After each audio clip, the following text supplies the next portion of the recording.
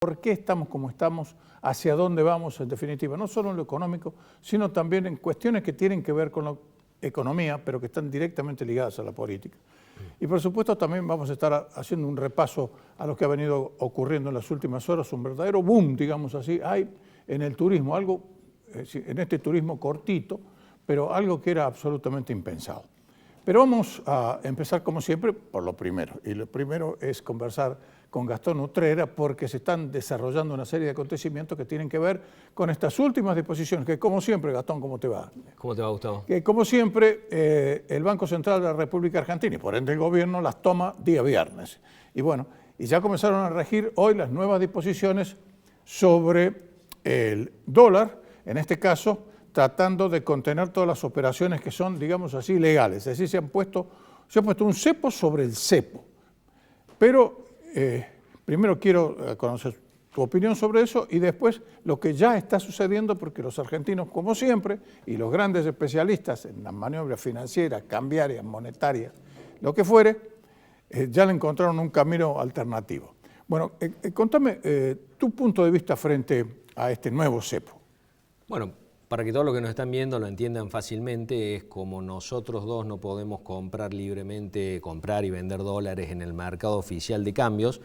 Hay otras alternativas que son legales mediante la triangulación a través de distintos activos financieros, por ejemplo bonos que tienen cotización en pesos y tienen cotización en dólares y que nos permiten intercambiarnos pesos por dólares a través de esos bonos. Es decir, yo compro un bono entregando pesos y después lo vendo recibiendo dólares y voy a haber puesto pesos y me voy a haber llevado dólares, y esa es la manera entonces de intercambiar pesos y dólares en un mercado oficial financiero a través de esta compra y venta de títulos públicos. Lo que ha ocurrido el fin de semana es que la Comisión Nacional de Valores, que regula los mercados bursátiles, y el Banco Central han tomado algunas disposiciones que no afectan a las personas físicas, pero sí a las empresas, a las personas jurídicas, para de alguna manera poner algunas restricciones adicionales a la posibilidad de participar en esos mercados y al mismo tiempo participar con otras operaciones en el mercado oficial de cambio, donde las empresas sí pueden acceder, por ejemplo, para comprar dólares para pagar importaciones. Desde hace algún tiempo hay alguna restricción para que las empresas no puedan participar de ambos mercados, es decir, si han participado dentro de cierto periodo de tiempo en los mercados financieros, no pueden acceder a dólar oficial. Sí, y lo que han hecho ahora es algunas medidas para los grupos económicos donde es más difícil ese control. No ha cambiado nada drásticamente en el mercado cambiario, pero sí se ha dado la señal de que el gobierno y el Banco Central están mirando con atención lo que ocurre con el dólar y se están preparando para la temporada compleja del dólar, que es de acá hasta las elecciones, por la incertidumbre que se genera antes de cualquier elección y antes de una elección tan importante como esta, y en un periodo donde ya pasó la estacionalidad de la liquidación de cosecha y la fuerte entrada de dólares al mercado cambiario. Claro, lo que pasa es que, en definitiva, el Banco Central ya no tiene dólares, es decir, no tiene el famoso poder de fuego, ¿no? Sí, tiene un poco más que a principio de año, porque ha estado acumulando dólares en todos estos meses de fuerte liquidación de divisas provenientes del sector agropecuario, y con los mercados bastante tranquilos, ha acumulado reservas, pero siempre ante la incertidumbre que puede haber porque la política económica no está funcionando bien, porque la economía tiene serios problemas, porque hay mucha incertidumbre acerca de cómo seguirá la política por un montón de cuestiones. En Argentina el mercado cambiario es muy sensible y el Banco Central siempre necesita tener mucho poder de fuego para tener tranquilo a la economía. Claro, lo que pasa es que no y ese poder de fuego y está debilitado, como te decía, tiene más reservas que a principio de año, va a tener los derechos especiales de giro que le va a asignar el Fondo Monetario Internacional, tiene su stock de títulos públicos para jugar en el mercado, en este mercado financiero del que hablábamos recién, tiene sus instrumentos, no es que esté llegando a una situación donde no tenga poder de fuego. Lo que ocurre es que el Banco Central se está preparando para lo que viene de acá hasta la elección, y dada la inestabilidad natural de la economía argentina, siempre las reservas van a ser pocas para enfrentar a un eventual mercado con mucha incertidumbre y con mucha volatilidad. Va a depender, por supuesto, en gran medida, a medida que nos vayamos acercando a la elección, de los ahorristas, los inversores, los agentes económicos, qué piensan acerca del resultado de la elección, porque obviamente hay ciertos resultados que generarían cierta incertidumbre. Por ejemplo, si el mercado se convenciera cuando vamos llegando a la elección de que el oficialismo va a ganar la elección holgadamente, seguramente se generaría mucha preocupación y mucha compra de dólares. En el otro extremo, si las expectativas fueran de que este gobierno perdiera por mucho la elección, podría generarse bastante incertidumbre, porque para muchos ahorristas e inversores el horizonte a 2023 sería mejor, pero el horizonte 2021-2023 sería complejo si el oficialismo efectivamente pierde por mucho, con lo cual para la tranquilidad financiera probablemente lo mejor sería una derrota del oficialismo, pero no por mucho, digamos, no por demasiado. Pero de cualquier manera va a depender mucho de esas expectativas. Y lo que pasa es que uno miraba estas elecciones como consecuencia que el tiempo corre tan rápido en estas épocas de pandemia. Uno no se da cuenta, por ejemplo, que al día de hoy faltan tan solo 2 meses, exactamente 2 meses, para las PASO. Exactamente, con lo cual... Y el plazo para la presentación de las listas. Eso se empieza a definir ahora en estas semanas. Es una rueda que a nosotros nos parecía que venía lenta. Las elecciones faltan muchísimo. No falta tanto. Están a la vuelta de la esquina. Y para colmo, justo en este día, después de estas disposiciones del Banco Central y del gobierno en definitiva, el dólar paralelo, ha tocado su nivel más alto para el 2021. Un récord, está casi en los 180. Entonces, al gobierno dice, pero bueno, esto es normal que suceda, siempre ha sucedido así en el país, pero de todas maneras eso crea una gran incertidumbre, y la orden que ha partido desde los más altos niveles del gobierno, es decir, al dólar hay que pararlo como fuere, como sea. Bueno, es claro que el gobierno nacional va a tratar de contener el dólar financiero lo más que pueda, es decir, todas las versiones de dólar no oficial, de contenerlo de acá hasta la elección. Y con el dólar oficial ya es clara cuál es la estrategia, porque ya la viene ejecutando durante los últimos meses, que es subir gradualmente el tipo de cambio oficial, pero cada vez a menor ritmo. En algunos meses del año pasado subía el dólar oficial al 3% mensual, y ya ahora en el último mes creció apenas por arriba del 1% mensual. Está claro que la suba del dólar oficial bien gradual, a un ritmo bajo, es para tratar de moderar la inflación, algo que viene ocurriendo, lo que pasa que partiendo de cifras muy altas, y mantener la tranquilidad de la economía conteniendo las versiones no oficiales del dólar. Esa claramente es la estrategia de acá hasta la elección.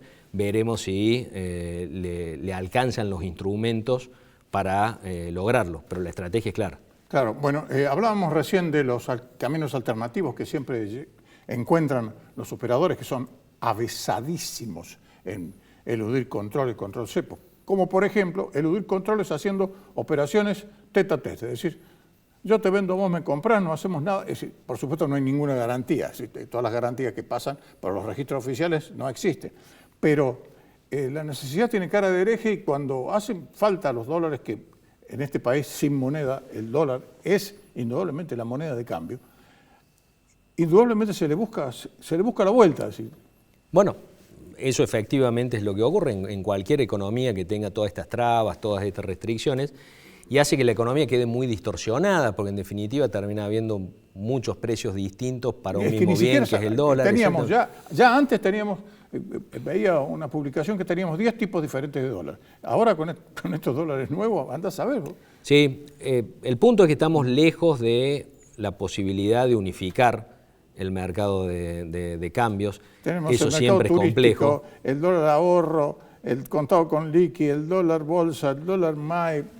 Bueno. Eso es complejo por la brecha cambiaria, porque todo el mundo sabe que cuando la brecha cambiaria es muy alta... En este momento está en el 76, 77%. Claro, cuando todas las versiones fuera del mercado cambiario oficial están 70, 80, 90% arriba del dólar oficial, todo el mundo sabe que una unificación cambiaria es muy compleja porque lo más probable es que al intentarlo termine subiendo mucho el dólar oficial. Para que la unificación cambiaria se diera bajando los otros tipos de cambios que están por arriba, se tendría que generar una situación de mucha confianza, de mucha certidumbre a futuro, es decir, de muchas ganas de salir a vender los dólares para invertirlos, para gastarlos, para hacer inversiones, mientras un gobierno cualquiera no pueda generar ese escenario, una unificación cambiaria es muy traumática. Además, este gobierno no está convencido, quienes integran distintas partes de esta coalición gobernante, en general, no están convencidos de que la economía necesite un tipo de cambio. Dos puntos de vista totalmente diferentes. Y te decía recién, ya lo intentó, es decir, no lo intentó, lo hizo una vez Cavallo, pero ocurrió que, es decir, subió el dólar oficial, hizo una devaluación importantísima. Y fíjate que ha trascendido en estos días que Cristina Kirchner ha estado prestándole atención, estudiando economía, prestándole atención al ingeniero Diamant, claro, que hace décadas atrás planteó que la economía argentina, por la diferente productividad del campo versus la industria, requería tipos de cambios distintos para que los sectores menos competitivos se equiparen con el sector más competitivo de la economía con un tipo de cambio más alto. Son ideas muy polémicas, muy discutibles, porque a fin de cuentas uno podría generarle competitividad de manera artificial a cualquier sector y la economía entonces terminaría perdiendo productividad y por lo tanto tendría incapacidad de crecer en términos per cápita, pero es el tipo de ideas que aparentemente le está prestando atención Cristina Kirchner y tienen que ver con lo contrario de lo que estamos hablando, no con unificar el tipo de cambio, sino con darle a cada uno su propio tipo de cambio. Bueno, y mientras tanto están a punto de aparecer los índices inflacionarios del mes pasado, que todos aseguran va a estar alrededor del 3,5%, y acompañando todo esto, ha bajado el rendimiento de los plazos fijos. Entonces, quiero que hay más incentivos a que la gente, como fuere, vaya al mercado paralelo a comprar dólares, ¿no? Porque el plazo fijo estaba en algunos casos, cuando había una muy buena tasa, 36, 38%, y ahora está en 34, o 4 puntos. Es decir, estaría perdiendo anualmente cerca de un 15% en relación a la inflación, ¿no es cierto? Bueno, eso probablemente tenga que ser corregido a través de políticas del Banco Central, porque justamente llegando a una elección con incertidumbre acerca del resultado, con cierto incentivo a comprar dólares y encima con tasas de interés que pierden contra la inflación para las inversiones en pesos, eso queda desequilibrado. Entonces probablemente nos encontremos en los próximos meses con un poco más de tasa de interés para tratar de retener a los ahorristas. Acordate además que del otro lado de los depósitos de los ahorristas están las LELIQs. Exacto.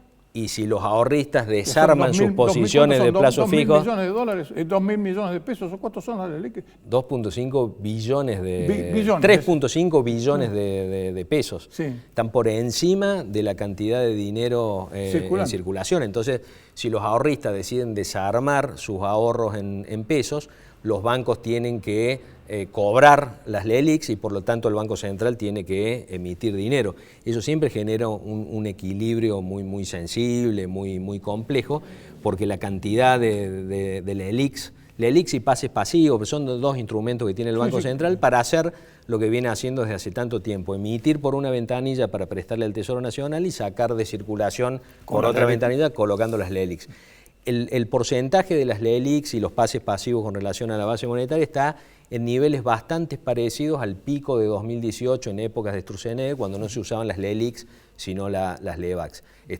Llegó a estar hace unas semanas atrás arriba del 150%, es decir, 50% más de LELIQs y pases pasivos que de base monetaria. Ahora en los últimos días eso bajó al 120 y pico por ciento, pero está en niveles muy altos y peligrosos como mínimo o delicados, para decirlo de alguna manera. Bueno, en definitiva, es decir, a donde se mire la economía es un desbarajuste, eso es lo que pasa. Estamos desbarajustados por donde fuere, porque ni siquiera hay, digamos así, ideológicamente ni siquiera hay un rumbo. Es decir, hay claramente hay muchas diferencias dentro de la coalición gobernante que no es natural que en una coalición integrada por distintos espacios haya ideas diferentes. Sí, pero no diametralmente opuestas. Y el punto además es cómo se logra una coordinación política de esas diferencias para dar un rumbo homogéneo. Y lo que estamos viendo claramente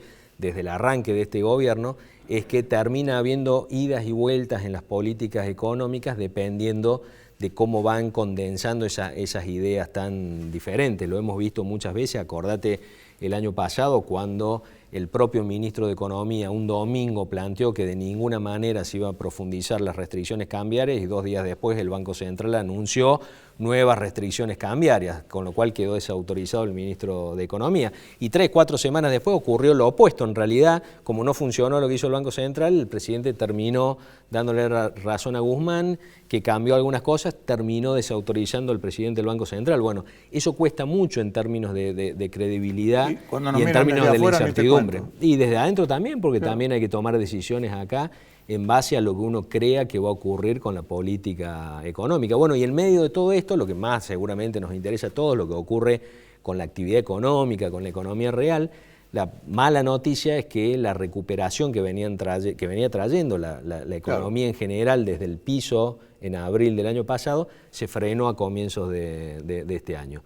Los últimos números de actividad económica general a abril muestran que se estancó la economía, dejó de crecer y cuando aparezca el dato de mayo, sin lugar a dudas va a mostrar cierta baja, porque entre otras cosas en mayo pasan tantas cosas que probablemente nos olvidemos un poco, pero hubo restricciones de aislamiento social entre el 22 y el 30. Una ayuda a memoria de este tamaño más o menos para ir sí, pasan muchas cosas y muy rápido, pero hubo restricciones sanitarias que por supuesto no tuvieron el impacto tan profundo que tuvieron las restricciones sanitarias de fines de marzo del año pasado, cuando arrancaron las medidas de aislamiento social, porque la sociedad está muy desgastada, digamos, no hay el mismo nivel de cumplimiento que hubo en aquel momento, pero de todas maneras en muchos indicadores de la economía ya se ve cierta caída en mayo. Por ejemplo, en el expendio de combustibles que muestra la movilidad de las personas y termina anticipándose a lo que ocurre con la actividad general. Lo conversamos en el programa anterior con Gabriel Bornoroni, que es el titular de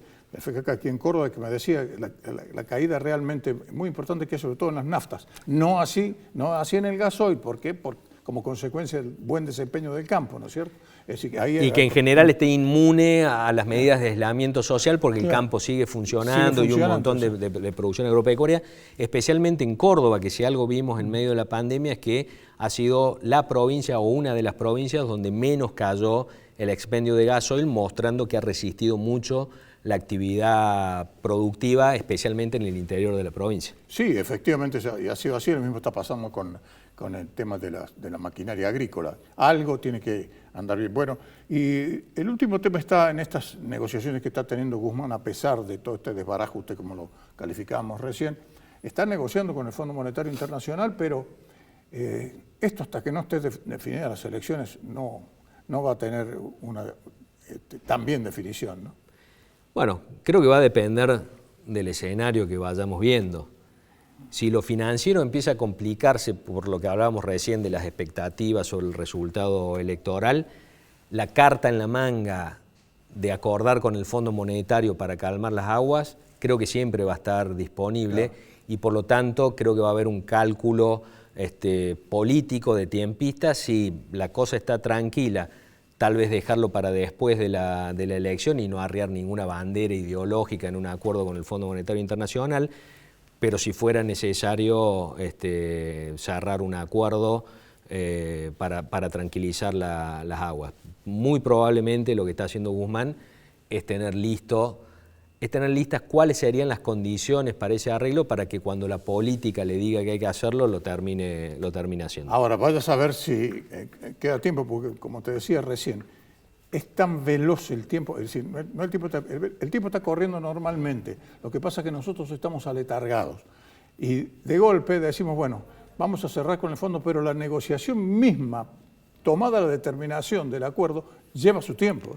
Sí, hay muchos, además, plazos administrativos, cualquier acuerdo al que llegue Guzmán con Georgieva, después hay que presentarlo al board del Fondo Monetario, lo tienen que aprobar, pero en ese tipo de situaciones, mostrar que ya hay un acuerdo para elevar hace que haya varias semanas por delante hasta que esté aprobado, pero genera la tranquilidad de que ya se llegó a un acuerdo. Y es bastante probable que Guzmán ya tenga cuáles son las condiciones, por ejemplo. Lo Bueno, del plazo, ya sabe que no puede ser más de 10 años. Tiene la reunión con Jorgeva, es decir, no va a ir con las manos vacías. Algo tiene que llevar en el portafolio. Pero además de eso, yo creo que cuáles son las condiciones aceptables para las partes, ya a esta altura deben estar definidas o cerca de definirse, para que cuando sea necesario se pueda hacer un acuerdo. Gastón, como siempre, muchas gracias. Gracias a vos.